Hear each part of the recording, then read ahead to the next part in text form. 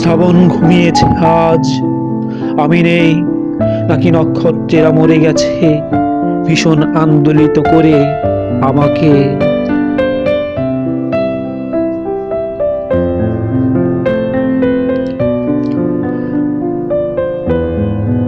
মহাকাশ তলে যেসব নক্ষত্রেরা অক্লান্ত জেগেছিল তারাও ঘুমিয়েছে ঢের, হয়তো কিছু তারে ঝরে গেছে ভীষণ আকালে।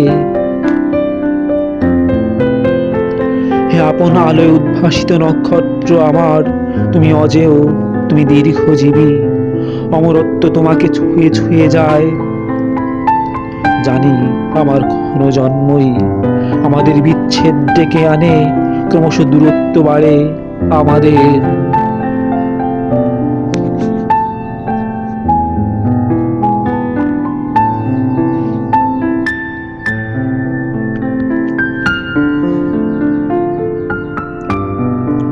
সমস্ত যুদ্ধ শেষে একদিন গোলাপের পাপড়িরা বীরদের পথের ধুলায় জড়ায়। আলোকিত হয়ে ওঠে জনপদ, তবুও যেন যুদ্ধ ফুরায় না। অনড় বসে থাকে মানুষের ভিতরে অন্তর্নিহিত বিভীষিকা।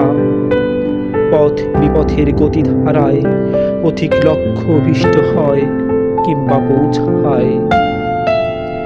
বেঁচে থাকা সুগন্ধি বাতাস বয়, উনুনের তাপ ধীরে ধীরে বাতাসে বয়ে যায়।